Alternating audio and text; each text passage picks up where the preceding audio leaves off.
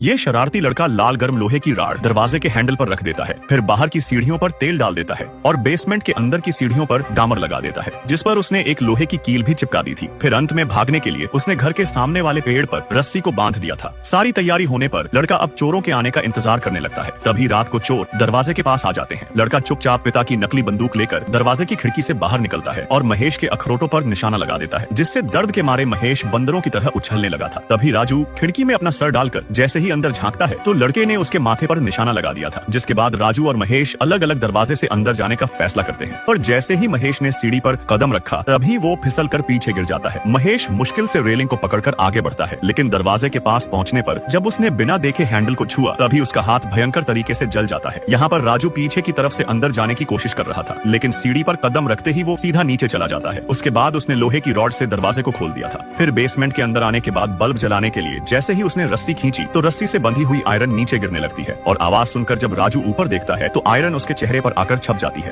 अब महेश घर के बगल वाले दरवाजे के पास जाता है। इस बार महेश होशियार हो चुका था। उसने बार बार हैंडल को चेक किया और जब उसे लगा कि सब ठीक है तो दरवाजा खोल देता है और तभी अंदर आते ही तेज ज्वाला से उसका सर जलने लगा था। खोपड़ी के जलने से महेश की फट चुकी थी। वो आग को बुझाने के लिए बाहर पड़ी, बर्फ में अपनी खोपड़ी घुसा देता है, जिससे आग तो बुझ जाती है और वो अब टकला हो चुका था। यहाँ पे ये राजू डामर लगी हुई सीढ़ियों पर चढ़ रहा था, जिसमें उसके दोनों जूते चिपक चुके थे, जिस कारण उसके नंगे पैर सीधा कील में जाकर घुस जाते हैं और वो वापस पीछे गिर जाता है। दर्द के मारे राजू की भी बैंड बज रही थी। कई मुसीबतों से बचते हुए दोनों चोर आखिरकार घर के हॉल में आ जाते हैं और उन्हें नहीं पता था कि लड़के ने पहले से ही उनके स्वागत की पूरी तैयारी कर रखी थी, क्योंकि गुस्से में राजू और महेश जैसे ही आगे बढ़ते हैं तभी खिलौनों पर फिसलकर अपनी कमर तुड़वा लेते हैं।